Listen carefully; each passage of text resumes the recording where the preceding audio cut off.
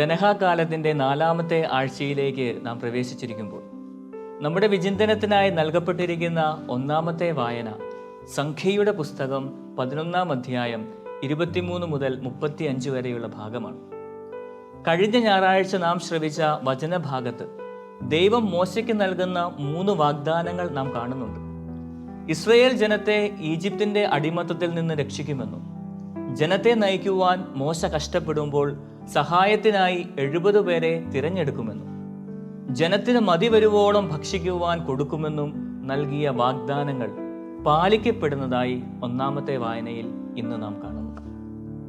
ദൈവത്തിൻ്റെ വാഗ്ദാനങ്ങൾ നിറവേറ്റപ്പെടുമെന്ന വലിയ ഉറപ്പാണ് ഈ വചനഭാഗത്തിലൂടെ നമുക്ക് ലഭിക്കുന്നത്.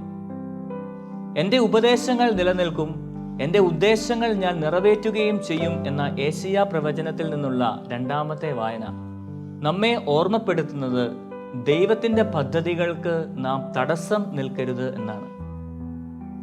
ഹെബ്രായ ലേഖനത്തിലൂടെ ക്രിസ്തുവിൻ്റെ പൗരോഹിത്യത്തിൻ്റെ പ്രാധാന്യത്തെയും പ്രത്യേകതകളെ പറ്റിയും ഗ്രന്ഥകർത്താവ് പ്രതിപാദിക്കുന്നു.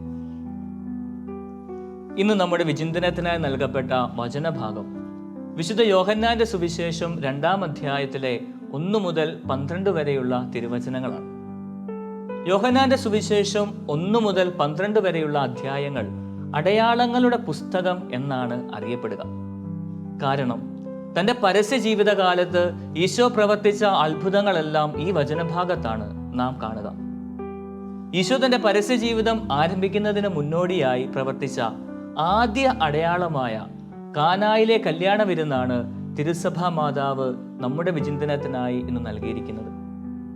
ഈ വചനഭാഗത്തെ ആഴത്തിൽ മനസ്സിലാക്കുവാൻ നമുക്ക് പരിശ്രമിക്കാം. ഒന്നാമതായി, ആ കല്യാണ വേളയിൽ വീഞ്ഞു തീർന്നു പോയി നിസ്സഹായരായി നിൽക്കുന്ന ഒരു കുടുംബത്തിൻ്റെ അവസ്ഥ മനസ്സിലാക്കി പരിശുദ്ധ അമ്മ ഈശോയോട് പറയുന്നു, അവർക്ക് വീഞ്ഞില്ല.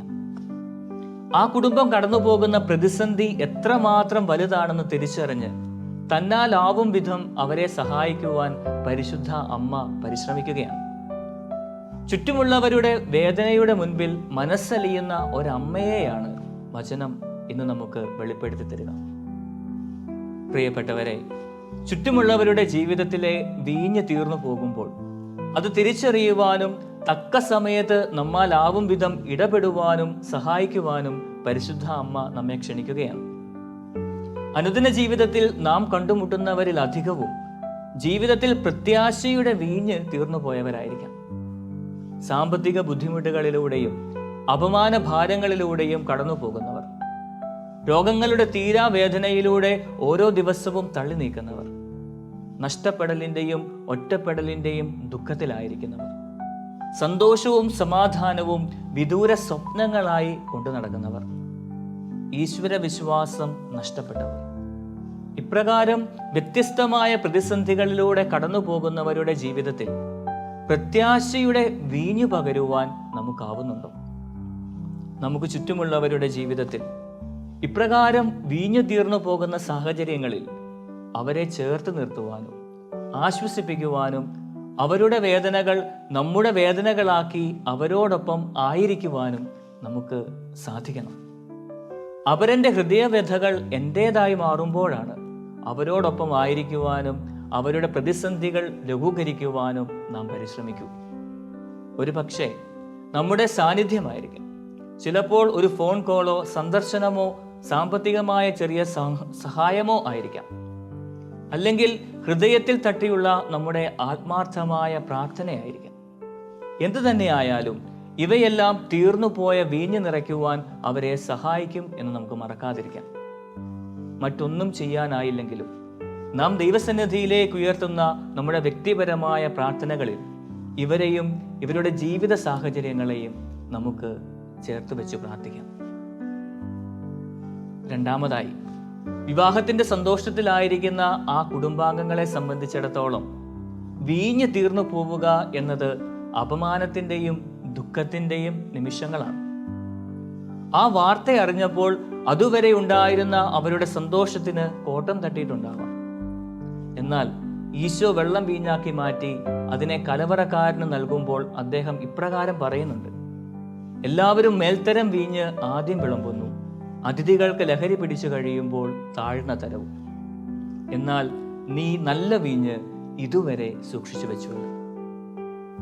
ആദ്യം വിളമ്പിയ വീഞ്ഞിനേക്കാൾ മാധുര്യമുള്ള വീഞ്ഞായി അത് മാറുകയാണ്. സ്നേഹമുള്ളവരെ, ജീവിതത്തിലേക്ക് കടന്നു വരുന്ന പ്രതിസന്ധികൾ അതൊരിക്കലും നമ്മെ നശിപ്പിക്കുവാനല്ല, മറിച്ച് നമ്മെ പണിതുയർത്തുവാനുള്ളതാണ്.